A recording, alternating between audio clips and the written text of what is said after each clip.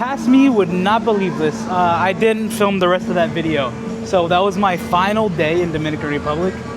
So I was there for a week. There will be a video coming out on that very soon. Well, I don't know how soon, but it'll be eventually. We are back here at Universal Studios Florida. I'm going to be giving you guys an update on all things Halloween Horror Nights, as we also have gotten another house announcement since that last one. So we now have El Artista, a Spanish haunting, and Hatchet and Chains Demon Bounty Hunters. Both coming to the event. We'll talk about that throughout the whole video, but right now we are here where I was last week, 2 weeks ago now essentially, and behind me, new walls. These are no longer the white walls, and we see that they've knocked down some of those black towers over there they had. Kind of crazy stuff, but I'm not here for Rocket updates. I'm here for Horror Nights updates, because I told you guys when I left to vacation, the last day I was here before vacation, I said there will be Horror Nights updates when I get back, and man, there are a bunch. We're gonna go into this park, we're gonna go look for all the little light fixtures, all the lighting trusses, and we're just gonna have a grand old time, and we're gonna talk about the Horror Nights announcements that we got this week. And there's more coming because it's spooky week. Let's get into the park, let's have some fun, you guys. Before going into the park, I wanna read the description for El Artista, the house that they announced at Spooky Empire. It goes, in 19th century Spain, a tortured artist moves into an isolated country manor for inspiration, but the art comes to life and possesses him. Now, just based off of that very small description, I will say one thing and one thing only.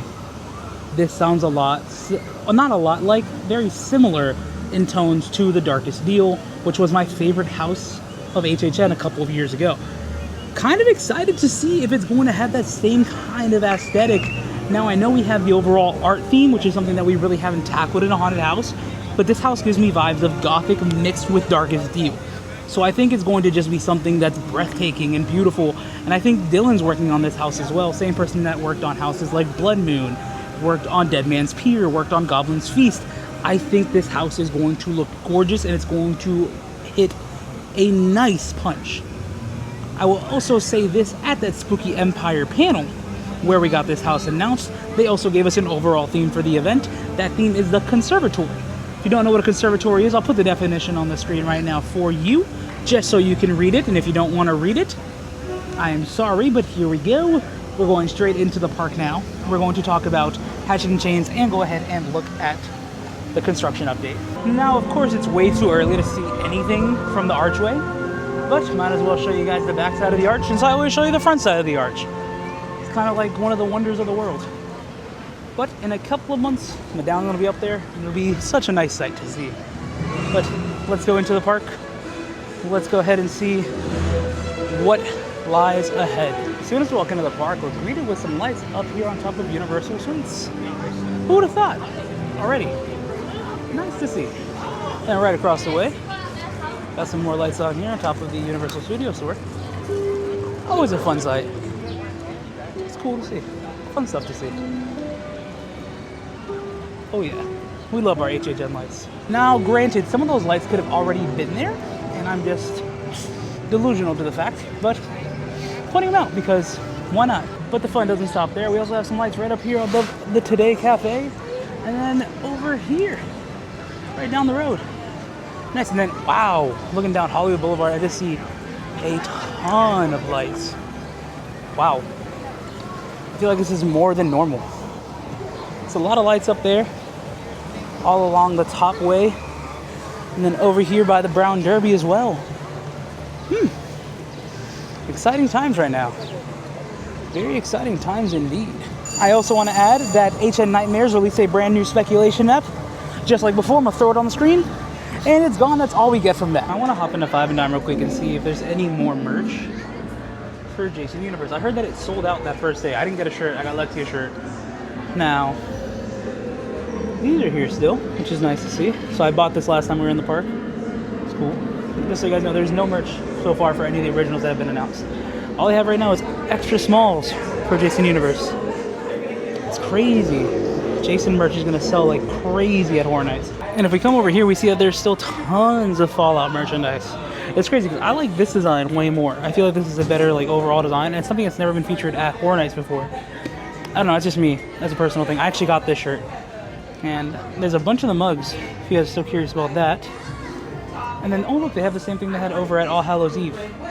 So when they were putting this out, I was like, oh, it's so cool. It's the most awesome thing ever. And I have it over here too. I can't wait to see this complete and see like what it looks like all together. All right, after exiting Five and Dime, I have entered what is my favorite part of HHN construction updates. Like, you guys know me, if you've watched any of my construction updates in the past years, you know what I am currently looking at and I'm very excited about. It is full reliable lighting truss, but it's not just the fact that this is a lighting truss, it's the location of this lighting truss. So, this lighting truss is right in front of Central Park. What have I been saying that I wanted the event for the past like 4 to 5 years?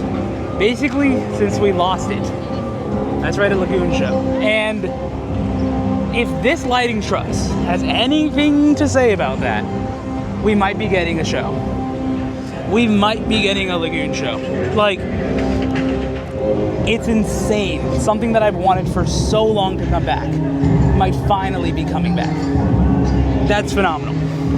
But I know there's more than just this lighting truss, and I know there's a lot of stuff to see.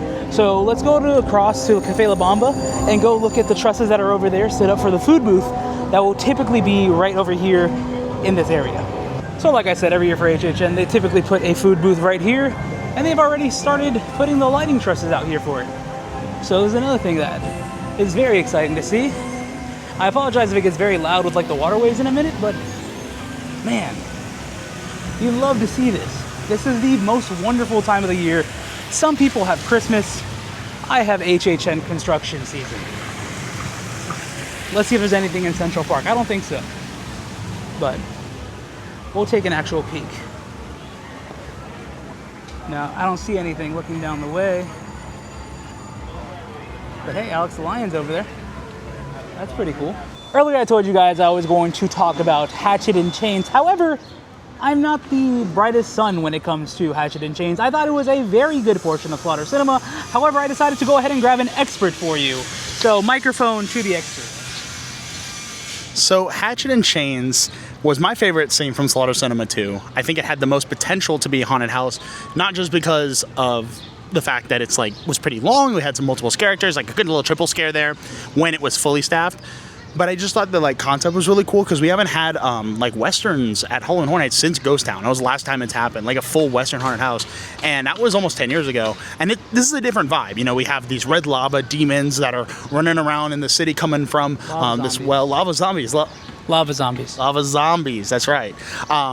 But yeah, so we have those, you know, kind of as the villains, and we have Hatchet and Chains, who are kind of like the heroes, almost like... They're like an anti-hero. Like an anti-hero kind of character. But I think it's really cool that they're like expanding that. I hope we get to maybe visit the saloon that we got in the Slaughter Cinema, kind of as a little Easter egg, the horse tooth.